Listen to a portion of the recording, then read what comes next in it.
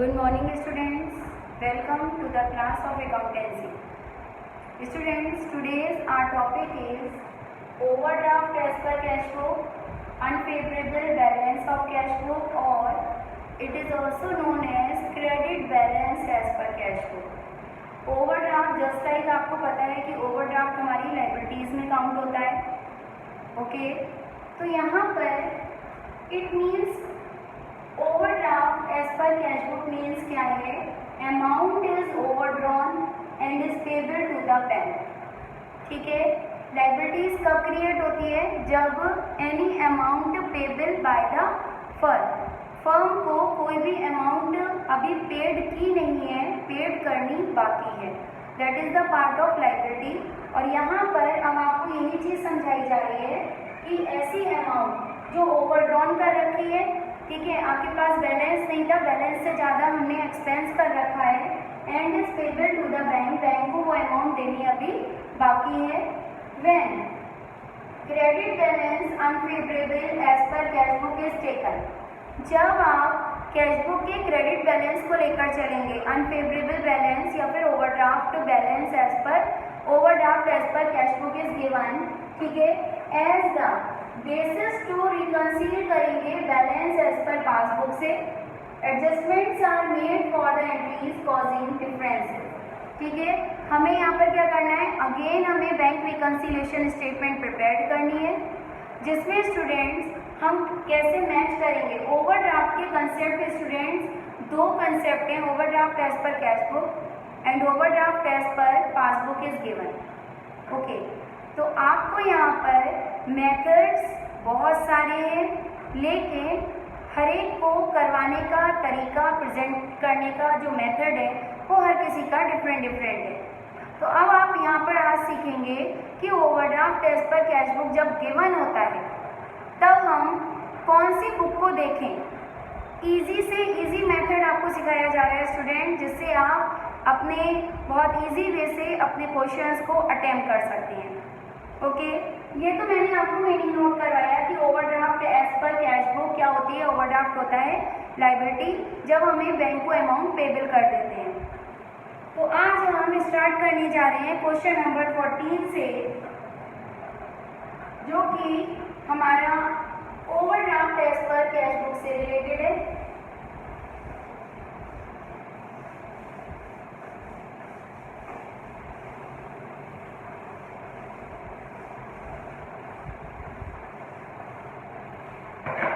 तो यहाँ पर स्टूडेंट्स क्वेश्चन नंबर 14 हम स्टार्ट करते हैं.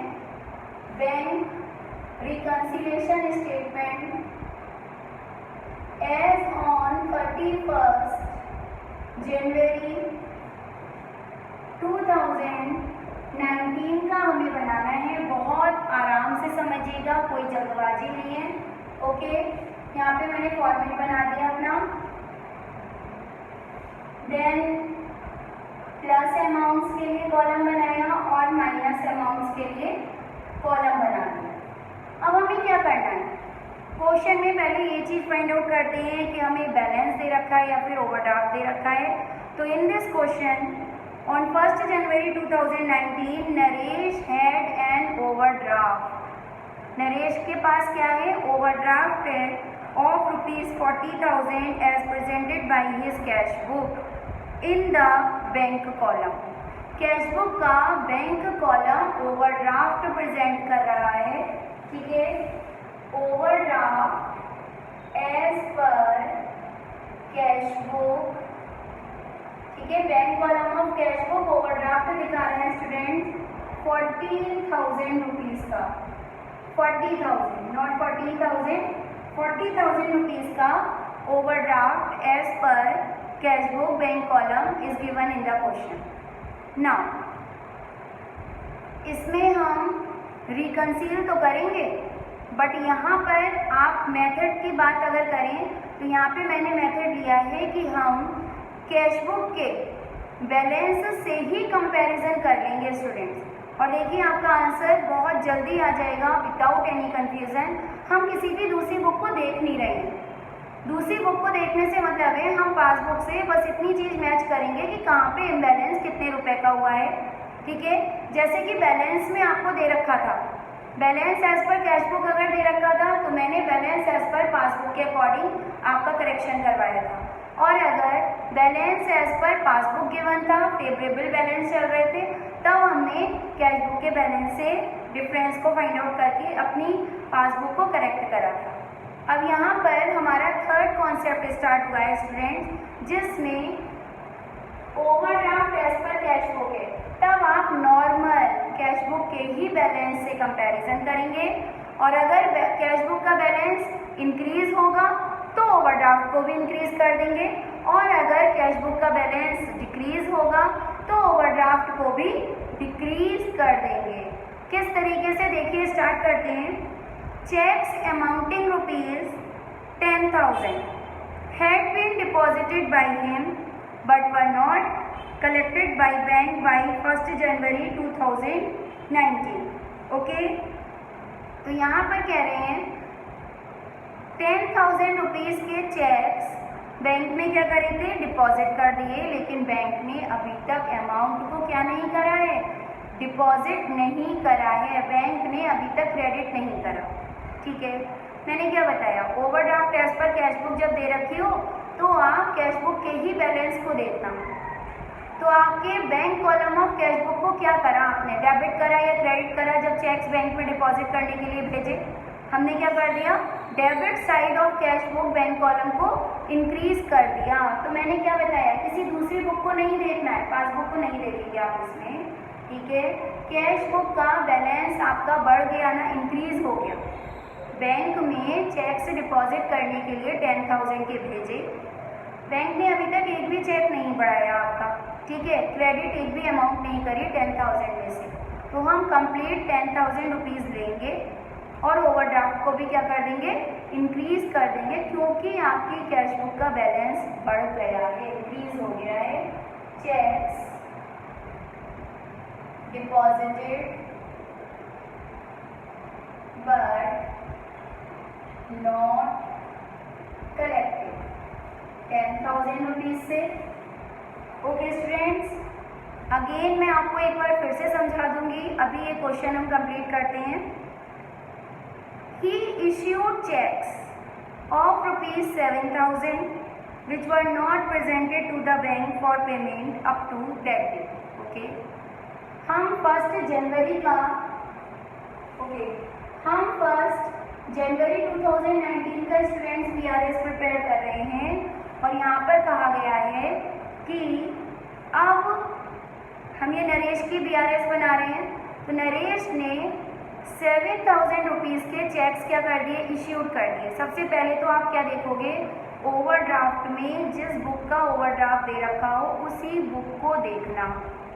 तो कौन सी बुक का दे रखा है, कैश बुक का ओवरड्राफ्ट दे रखा है, तो आप तो ये देखो कि आपने अपनी कैश बुक में क्या एंट्री करी। जब हम चेक इश्यूड कर देते हैं तो कैश बुक का बैलेंस क्या हो गया, चेक इश्यूड करने से कम हो गया, तो ओवरड्राफ्ट को भी क्या कर देंगे, कम, डिक्रीज कर देंगे।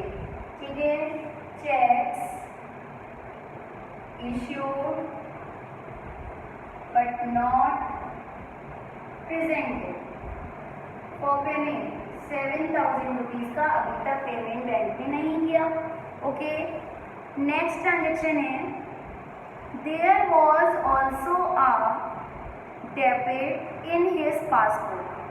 पासबुक को डेबिट किया गया है। पासबुक का डेबिट करना क्या कहलाता है कि पासबुक को डिक्रीज करा गया, पासबुक से कोई पेमेंट किया गया है। किस चीज़ का किया गया है, ओवरड्राफ्ट पे स्टूडेंट्स बैंक इंटरेस्ट देती नहीं है, बैलेंस पर तो बैंक हमें अभी तक इंटरेस्ट दे रही थी, लेकिन ओवरड्राफ्ट पे बैंक क्या करती है, इंटरेस्ट ले लेती है। तो बैंक ने क्या करा, there was also a debit in his passbook of ₹600 for interest, bank charges also debited. Okay, एक तरफ तो बैंक चार्ज का खर्चा बैंक कर रही है और 600 इंटरेस्ट भी चार्ज कर दिया बैंक ने ओवरड्राफ्ट पर, तो ओवरऑल कितना एक्सपेंस कर दिया, 1100 का। ठीक है, लेकिन हमने कैश बुक में अभी तक ये खर्चा इन्वॉल्व नहीं किया है। हमने पासबुक को डेबिट करा है, मतलब बैंकर्स ने हमारी पासबुक को डेबिट करा, बैंकर्स ने एक्सपेंस करा, हमने नहीं करा है वो एक्सपेंस। तो आपकी कैश बुक का बैलेंस क्या होगा? एक्सपेंस जब नहीं करोगे तो बैलेंस इंक्रीज रहेगा। ठीक है, तो यहाँ पर bank interest charge and bank charges दोनों हम लिख देते हैं। 600 का इंटरेस्ट चार्ज किया एंड 500 का बैंक चार्जेस चार्ज किया। ओवरऑल कितना एक्सपेंस था जो बैंक ने किया, हमने नहीं किया। ठीक है, ओवरऑल 1100। अब ये हमारी प्लस अमाउंट है 11,100 को हमने क्या कर दिया, इसमें प्लस कर दिया 51,100 और माइनस में आपको कितना दिखाई दे रहा है 7,000 की माइनस अमाउंट है, इसको हमने सॉल्व किया। देन हमारे पास अमाउंट आ गया 11 में से 7 जाएगा 4, 44,100 का। ये कहलाता है students overdraft as per passbook. आपको फाइंड आउट कर लिया आपने। ठीक है, जब ओवरड्राफ्ट एज पर कैश बुक गिवन होता है देन हमारा आंसर किसमें आता है, ओवरड्राफ्ट एज पर पासबुक में। एक्चुअल मतलब पासबुक में भी कितना ओवरड्राफ्ट चल रहा है ये चीज आपको फाइंड आउट कर सकते हो। मेथड में एक बार फिर से आपको एक्सप्लेन कर देती हूँ। इसे students overdraft as per overdraft भी आप फाइंड आउट कर सकते हो। बैलेंस एज पर पासबुक के बैलेंस को देखकर भी हम क्या कर सकते हैं, अपने ओवरड्राफ्ट एज पर कैश बुक को भी हम रिकंसील कर सकते हैं। लेकिन आपको इजी से इजी मेथड सिखाया जा रहा है। तो यहाँ पर क्या करा है, ओवरड्राफ्ट जब आपको दे रखा हो तब आप किसी भी दूसरी बुक को देखना ही मत। दूसरी बुक को किस वे से देखना है, हमें पासबुक को तब देखना है जब को भी किसी भी अमाउंट का क्या होगा, इम्बैलेंस आएगा। जस्ट लाइक 10,000 के चेक्स हमने डिपॉजिट करे थे, मान लीजिए कि 3,000 के बैंक ने चेक्स कलेक्ट करे, 7,000 के उस डेट तक अभी कलेक्ट नहीं करे। ठीक है, तो अब हम क्या करेंगे, ओवरऑल 3,000 का तो मैच हो गया, 7,000 से आपका क्या है बैलेंस, ओवरड्राफ्ट को अभी हम इंक्रीज कर देंगे। सिर्फ आप क्या देखोगे, आप सिर्फ अपनी कैश बुक के ही बैलेंस को देखना। ओके, जब ओवरड्राफ्ट एज पर कैश बुक दे रखा हो तो हमें कैश बुक के बैलेंस को देखना है। ठीक है, कैश बुक का बैलेंस अगर आपका इंक्रीज होगा तो ओवरड्राफ्ट एज पर कैश बुक को भी इंक्रीज कर देना। जब आपका बैलेंस कैश बुक का bank column of cash book का बैलेंस अगर डिक्रीज होगा तो आप अपने ओवरड्राफ्ट एज पर कैश बुक को भी डिक्रीज कर देना। नॉर्मल सा मेथड है, कोई इतनी दिक्कत परेशानी की बात नहीं है। ओके स्टूडेंट्स, कोई भी परेशानी अगर आपको आती है देन मैं आपको अगेन इस मेथड को एक्सप्लेन कर सकती हूँ। ठीक है, ओवरड्राफ्ट मैं एक बार फिर से इसको बताती हूँ। 10,000 रुपीज़ के चेक्स हमने बैंक में डिपॉजिट करने के लिए भेजे थे।